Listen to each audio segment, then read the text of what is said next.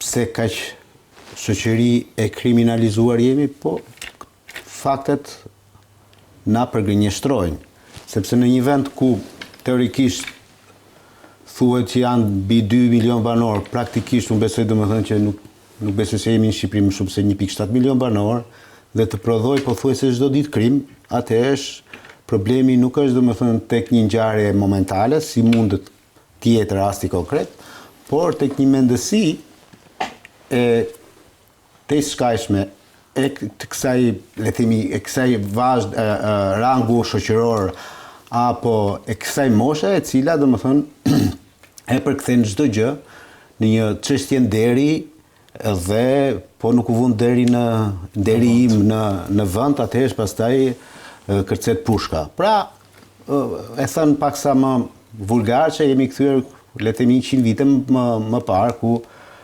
Konica vet e perifrazonte në 4-5 fjali karakterin idiotesk të shqiptarit të viteve 1920-1930. Edhe atëherë ishte akoma më e keqe, sepse atëherë edhe në parlament, në kuvend, shkonin me pistoleta në bres. Shoqëria ka zhvilluar në 100 vite, por duket domosdoshmë se kemi ngelur vend numero për disa arsye të tjera, të cilat nuk di t'i shpjegoj. Unë besoj variantin e parë, që ngjarja mund të ketë ndodhur krejt banale, pikërisht për këtë sebepin e kafes. Ma bëj kafen ti pse s'ma bën kafen ti, dhe pastaj gjelat janë munduar të tregojnë domethënë pozitën e tyre në orën 2 të natës. A thua se kishin shumë njerëz që i kundronin edhe atyre do u binin spaletat nga krahët, po logjika besoj domethënë pa mençuar tashmë ndoshta edhe ndonjë përdorim narkotikësh i cili në ato orë të natës është i mundshëm, edhe ka sjell pastaj këtë lloj masakre, po them unë domethënë, e cila në pamjet parë duket domethënë se është idioteske për nga mënyra se si, për nga shkaku për të cilën ka ardhur dhe ka ndodhur. Faleminderit Nard. Avokat Zhdima, tani mund të ma komentosh pak të ri në orën 2:15 natës me armë vrasin njëri tjetrin. Nuk e di nderuar, a ne të dy jemi me armë në këtë momente në studio apo jo, por ne në rast se do të ishim me armë, do të thotë që ne kemi shkuar te tregu dhe kemi bler një armë të palishme nga njerëz të cilët kanë një rrezikshmëri kriminale. Rasti i parë. Rasti i dytë është kur fëmijë të ri në këtë moshë, 23-33, në momentin e pjekurisë tyre, nuk mendoj se ata nuk kanë diçka të errët që nuk i shoqëron. Pra, i shoqëron diçka të errët, të dyshimit. Sepse ne, kur duam të marrim një armatim, marrim armatimin, e vendosim në brez dhe kemi edhe objektivin. Pra, duam të marrim një hakmarrje, duam të tregojmë burrnin ton, duam të tregojmë atë që shpesh herë dëgjohet tek shqiptarët që të vendosim në vend situatën ne me vetgjysin ton, dhe në fund fare, çfarë prodhuam viktima, se edhe autori viktim është të një shoqërie e cila nuk emancipohet dhe një shoqërie e cila kërkon drejtësinë në palishmëri. Dhe duke marrë si referencë të gjithë këtë, unë mendoj se këtu diçka tjetër fshihet në mes. Ajo nuk do të zbardhet tani në këto momente, po thjesht gjatë hetimeve besoj se prokuroria në rast se është e aftë do të dalë në një konkluzion. Dhe mos harrojmë faktin se aty thua që mund mos jetë vetëm versioni i kafeje? Po nuk është kafe, unë nuk do ta çoj kaq shumë banale, sepse nuk është kaq banale, mund të jetë mos serioze. Dhe mos harrojmë faktin se tregu aty ka shitblerje automjetësh, tregu aty ka servise, mos gaboj, ka shumë ngjarje, ka vende ku kemi të bëjmë grumbullimin edhe mos them edhe kultivimin të drogave në atë zonë. Pra, gjatë hetimeve prokuroria që të zbarë të vërtetën duam, jo se ne tani në këtë moment e themi që viktimat janë pjesë të një bande ose janë pjesë të një loje të pistë, por ne duhet të kërkojmë nga organet hetimore të zbarën të vërtetën dhe të shikojmë po justifikimi për të mbuluar diçka tjetër është kafja. Pra ta ulim tërësisht të nivelin e diskutimit. Më përmbullën dy element tek orari nëse ka një përplasje mes një konflikti, se njëri prej tyre rezulton me precedent penal. Po, Flori Paluçi pak ne arrestuar në Itali. Ata janë banorë të njëjtës zonë, me shumë gjas në një zonë jo shumë të madhe gjeografikisht, por edhe me popullat. Njihen, ndoshta nuk njihen, nuk kanë kontakte me njëri tjetrin, por në aparencë janë persona që e kanë parë ndonjëherë njëri tjetrin dhe nuk mendoj që një ngjarje me tentativë dhe para përgatitje kriminale mund ndodhte në ato orar e para punës. E dyta, nuk mendoj që një ngjarje kriminale e paramenduar mund të kishte dinamik të tillë, sepse është vrarë personi që hyn në kafene dhe është vrarë personi tjetër që i doli në mbrojtje kamarierit. Pra kanë mbetur viktima të dy palët. Po armët pse ju duhesh, se kjo më bën habi, domethënë në këto orë armët përse duhen? Domethënë është frikë të lëvizësh natën, se diçka një merak e kanë. Po kanë një merak të rinj që lëvizin me armë? Po normal e ke një merak, sepse ne nuk kemi me armë. Po në rast se jemi me armë do të thotë kemi një frikë, kemi hijen tonë, kemi edhe frikë ndonjëherë, supozojmë në raste se do kesh armë. Pra ke frikë. Pra arma çfarë tregon? Nuk tregon që ti je i aftë ose je njëri i cili ke besim tek vetja, se po ke besim tek vetja nuk merr armë. Kur nuk ke besim tek vetja dhe kur ti mendon se je një subjekt kërcënuar nga dikush tjetër, normalisht do marrësh armën që të vetë mbrohesh. Sepse kur mbrojtjen nuk ta jep dikush që është policia e shtetit, ose ti ke bërë një pazar dhe nga ai pazar ti nuk ke bërë atë që duhet, pra korrektësinë tek pazari, do thotë që ti pret një kundërpërgjigje. Dhe kundërpërgjigja mund mos jetë e lishme, do vihet gjithmonë e palishme. Pra përdorim në të njëjtën kohë edhe logjikën, por edhe atë që duhet çfarë, faktin konkret, hetimor, çfarë duhet të hetoj, ku janë bler armët, pse janë bler armët dhe çfarë do të mbronin ata, se kjo vjen edhe si pasojë e lidhjeve familjare, se ata mund mos kishin ndonjë person vet diçka, por ata mund të kishin edhe një problem familjar, atë se dim akoma. Pra gjatë hetimit do të shikojmë se si do të zhvillohet hetimi dhe do të merret me seriozitet nga ana hetimore, sepse në rast se qëndrojmë te justifikimi i kafës, besoj se do të prodhojë edhe viktima të tjera në të ardhmen. Faleminderit avokat. Sido që të jetë ngjarje të tilla kanë edhe prapavi, kanë edhe dinamikë të mëvonshme. Që do thotë edhe sikur ajo të jetë për motive banale, do prodhoj diçka më pas thua. Prodhon diçka. E qartë, faleminderit. Avokat, shkurtimisht, je dakord me ndryshimin e kodit penal për ashpërsimin e armbajtjes pa leje? Për dënimin për armbajtjen pa leje? Jo, nuk jam dakord. Nuk e shton kjo një situatë të tillë? Po jo fare. Fare. Në qoftë se ti merr masa drastike me çfarë do lloj gjë kur bëhet fjalë për çështje të këtij rangu, ti nuk mos më thon domethënë se ata po ja bëre 7 do ja bësh 14 dhe ata do stepme për të marrë. Kush e merr armën në Bresë, burgu 70 burg për armati pa leje sot, është një lloj edhe 15 burg. Kush e merr armën me vete, e ka marrë parasysh këtë çështjen e burgut. Se ka marrë parasysh edhe mund të vras, mund të jetë edhe i përjetsh. Që s'ka lidhje fare. Ai kur e mban armën e merr Kodi penal po flas për në Europë tani, sepse pasaj këtu në Shqipëri është tjetër histori. Kodi penal dhe kodi procedurës penale në gjithë botën perëndimore është kod penitenciar që bëhet për t'i ardhur në ndihmë atij për të cilën, domethënë qytetarit atij, shkelësit ligjit. Okej. Shkelësit të ligjit, e thënë më mirë, më qartë. Nuk është kodi penal apo kodi procedurës penale për t'i ardhur në ndihmë prokurorit apo gjyqtarit, për ta dhënë prokurorin në karrike që mos lodhë dali nga dera. Pra është e kundërta. Kodi penal nuk presupozon që ti të çoj sa më shumë njerëz në burg. Kodi penal presupozon domethënë që të rehabilitoj një shoqëri ose ta bëjë të ndëgjeshme një shoqëri e cila nuk duhet të shkojë drejt një vepre penale. Dhe për rehabilitimi i një shoqërie është që te formulimi i kodit shqip dhe ky kod i ri është Google Translate. Pra as shqip 90% të neneve të kodit që është propozuar, ti andi me shumë respekt, nuk i kupton. Se si kuptojmë ne që jemi të fushës. Se çka ka dash me thon autori. Nuk i kupton fare. E pra kodi nuk bëhet për njerëzit e fushës. Bëhet për qytetarin. Duhet ta kuptojë qytetari se çfarë vepre penale mund të haset në rast se e bën një gjë të tillë. Neve nuk kemi nevojë ta kishin cituar diçka e artikuluar dhe nga kreu i shkollës magjistraturës në prezantimin që i bën një hotel në Tiranë para disa kohësh, që të ulet marzhi i dënimit ose të amnistohet prostituimi dhe të vigjilenca ligjore për shpifjen. Që do thotë që nëse dikush bën një deklaratë ose ka indicie për diçka të caktuar, se shpesh të vërtetat e mëdha janë zbuluar përmes indicieve në këtë vend dhe ka njerëz prapahegurave, sidomos në nivelet e korrupsionit, në nivelet larta. Që janë dhënë fillimisht indicie, pastaj thoshte zoti Rakipi që prostitucioni duke qenë se është një aktivitet që promovohet edhe në rrjetet sociale nga blogerët, nga influencierët, se keni dëgjuar dhe?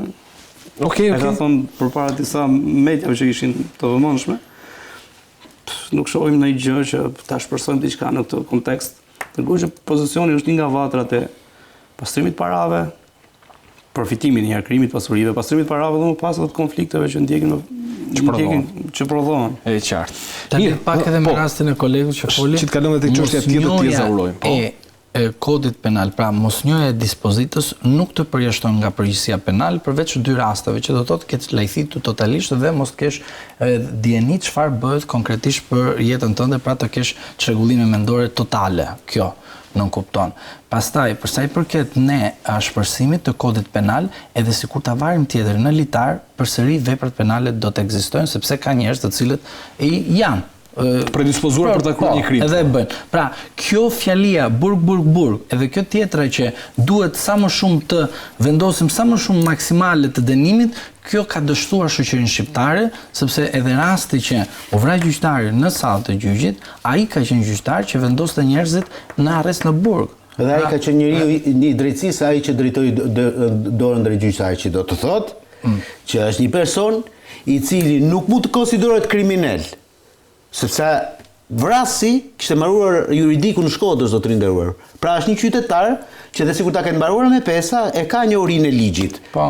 Dhe fakti që ai bëhet vrasës në rastin konkret nuk është më shkaku, po është pasojë që e çoi aty. Më është shkaku që e çoi aty, jo pasojë që ka ndodhur. E qartë.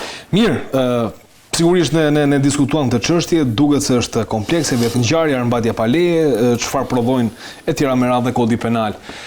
Por ne do të ndalemi tek një çështje tjetër, bëhet fjalë për disa përgjigje që tashmë janë bërë publike për një hakmarrje e cila shkoi 5-1, ku sipas pak porositës i vrasjeve të 5 antarëve të fisit Leshi është Aurel Hoxha. Regjia sigle dhe rikthehemi për diskutim.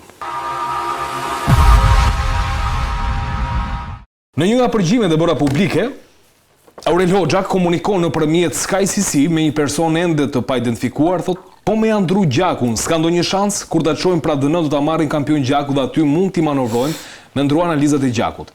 Këto ta DN-s që i bëjnë në kaf nuk është se nxjerrin se kush është thjesht moshën dhe kohën e humbjes. Madje Aurel Hoxha flet që pasi shikon vështirësi për kampionët e gjakut, për ndrimin e tyre, thotë që kampionët tu merren oficerëve TPG si do të dorëzonin dorazi. Dhe bëhet fjalë pikërisht për analizat e ADN-s për Klevis Leshin, trupi i të cilit u nxor në sipërfaqe nga erozioni. Fation, tani që janë këto përgjigjime, sepse realisht dukeshin të rënda kur shikoje kontekstin, është edhe akmarrja vetvetiu ka qenë shumë e ashpër. Që në momentin kur u zbërthyen aplikacionet e koduara, që u vënë në dispozicion edhe të autoriteteve shqiptare nga Belgjika dhe Franca, që kanë bashkëpunuar edhe Hollanda dhe njësër shtetet të Bashkimit Evropian, në dosje hetimore të tilla nuk ndryshon asgjë përveç emrave të personave që janë subjekte tashmë të ligjit. Që do thotë për nga niveli i jashtëpërsisë, për nga tonelatat e drogës, për nga dhuna, për nga pasurit marramëndse, për nga pastrimi i parave. Do kemi edhe një tjetër çështje të diskutojmë pas kësaj. Ndryshojnë vetëm emrat. Dhe rasti konkret është i ngjashëm, por ka një tematik tjetër. Po flasim për zonën e Burrelit. Po flasim për një ngjarje të ndodhur në 2012, mos gaboj. Kam përshtypjen është vrasje e parë që më pas pasuan të tjerat. Në Britaninë e Madhe. E vëllait të Aurel Hoxhës. Djegje në makinë më pas e viktimës. Është një torturim, pastaj djegje, dhe nuk është një ngjarje që lindi si ajo e Manzës për konflikte për Ekspresin apo për kafen, por është një ngjarje që antarët familjes Leshi i kishin paktën të prodhuan hetimet në Britaninë e Madhe, i ishte zgjatur dora për ta ndihmuar dhe për ta futur në skenë, pavarësisht se një skenë kriminale, dhe aty nis zanafilla në aktivitet kriminal. Dhe të dy ishin nga njëjta zonë, të dy ishin të njohur dhe tradhtia ishte një veprim që ndëshkohej, tradhtia me përgjakje. raportohet që antarët të familjes Hoxha, njën edhe me mbiemra të tjerë sot, kishin bërë premtimin e tyre, e kishin ndërmarrë veprin e tyre dhe s'ka jek zbulon pikërisht ato çfarë kishin përgatitur dhe ato çfarë ata kishin vendosur të bënin. Dhe fatkeqësisht u arrit të paktën nga sa dokumentojnë përgjimet, qëllimi i tyre kriminal, por jo vetëm kriminal. Ftohtësia, kënaqësia që jepte gjakderdhja dhe tortura e njeriut, vetëm për hir të hakmarrjes është e frikshme. Është e frikshme sepse aktivitetet e biznesit të këtij shtetasi ndodhen në mes të Tiranës. E përderisa sa ndodhen në mes të Tiranës, ky shtetasi fragmenton. Rruga Myslim Shyri që është ndoshta nga më të njohurat në Tiranë. Shtetas apo shtetas të tillë janë në qarkullim tërë ditën dhe janë në mes të Tiranës. Dhe ajo çfarë e prodhoi gjithë këtë shpërsi të fortë të antarëve të kësaj familje, ndaj familjes Lleshi, kush garanton që nuk mund ta prodhonte edhe në Tiranë të ndodhte ose të ndodhte edhe me një familje tjetër, edhe me një tjetër, edhe me një tjetër. Pra, sot nuk duhet të gjykojmë vetëm atë çfarë ka ndodhur, por ato çfarë mund të kishte ndodhur dhe ato çfarë mund të ndodhë në të ardhmen, sepse siç ka ndodhur në shumicën e operacioneve të prokurisë posaçme, janë arrestuar me të vërtetë njerëz në numër masiv, janë me qindra të arrestuar në kuadër të grupeve të strukturuara kriminale, janë mbushur kafazet dhe janë të mbushura për ditë në sallat e gjyqit, por nuk shohim ato bosët, kingët, të cilët janë në shumicën e rasteve të shpallur në kërkim, sikurse rezulton edhe Aurel Hoxha. Që do thotë se këta njerëz janë të lirë. Këta njerëz janë ende më të shqetësuar nga që ishin deri kur lakoheshin si autor të dyshuar të kësaj ngjarje, tashmë ka akuzë. Dhe mund të marrin përpara gjithçka. Të paktën arrin në këtë konstatim nëpërmjet asaj çfarë lexojmë nga aktet hetimore. Shohim që dosit e SPAK me vërtet godasin personazhe të tillë, por nuk shoh ndonjë strategji për të parandaluar ose për të ndërgjegjësuar ose për të frenuar element të tillë. Domethënë, nëse ti zbulohesh nga aplikacionet e koduara, përputhen me provat që ti arrin të grumbullosh apo dëshmive etj, pra krijon një dyshim të arsyeshëm që për SPAK-un është provë, quhet fitore që ti arrin të ngresh akuzën ndaj atij, edhe pse në disa raste, në shumë raste, nuk e arritur ta vendosur përpara përgjegjësisë ligjore edhe fizikisht. Në kuptim fizik ta arrestosh. Pra e quajnë një fitore të madhe dhe harron që këta njerëz janë ende në qarkullim, këta njerëz janë ende dominant, këta njerëz janë ende që prodhojnë ngjarje. Okej, faleminderit Fation për këtë pjesë. Zhlima, mund të më thuash përse një hakmarrje e tillë nuk u parandalua, duke qenë se nis origjina nga Britania në vitin 2012, siç e citoi edhe Fationi, dhe shuhen 5 burra të një fisi. Se pikrisht SPAK-u nuk punon, pavarësisht se kolegu ju e the se SPAK-u ka bërë disa arritje të vogla, po duhet kishte bërë akoma dhe më shumë ai sa kuptova, të lutem në rast se kam gabuar të më korrigjo. Por unë mendoj se SPAK-u nuk duhet presi aplikacione që të arrim të kuptojmë që ka indicie që dikush ka kryer një vrasje ose shiko këtu kemi një grup kriminal ose raste të tjera. Prandaj, ajo që unë mendoj është kjo që dështimi i SPAK-ut që të luftoj krimin organizuar ashtu siç e kemi thënë her pas here, që të kapi ata të cilët janë autorë të vërtetë dhe jo ata të cilët punojnë në porosi edhe zbatojnë urdhrat e atyre që janë pak më lart. Pra do të thotë ekzekutori është një person i cili merr një porosi, merr një urdhër edhe vazhdon edhe vepron. Pra, duke qenë se kemi një SPAK i cili duhet të luftohet patjetër krimin organizuar, kemi një SPAK i cili të vetme gjë që bën është vetëm masë sigurisë arrest në burg dhe në fund fare thot prit derisa të presim të na sillen disa aplikacione të huaja të zbardhim, edhe në atë moment do bëjmë luftën kundër krimit organizuar. Krimi organizuar mirë, kjo është vetëm punë e SPAK, Zhlima, kjo është vetëm punë e SPAK apo agjencive të tjera që mund të kenë informacion për një hakmarrje të mundshme. Unë mendoj vetëm puna e SPAK-ut, sepse në rast se ne i referojmë i ligjit, SPAK-u ka një... Policin tani, pse s'është punë e SPAK-u, se policin do nxjerrin për të sekuestruar makinat e... Po, të them diçka. Kur nuk kemi besim te policia e shtetit që në disa raste... Kur nuk kemi besim është vetëm SPAK-u, ka polici, ka strukturat të tjera të zbatimit ligjit. Më fal. Do të them diçka. Ka prokurorit, jurisdiksionet të zakonshme. Etiket. Do të them rastin e prokurisë po vllai ti konstaton që ke grup të strukturuar kriminal. Ban aty vendos për kompetencë. Vendos ato sanitarët OPG-s të pastrojnë provat. Më kupton? Në fund fare kur merr SPAK-u thotë un kaq prova gjeta dhe kaq do të çoj çështjen për në gjykim.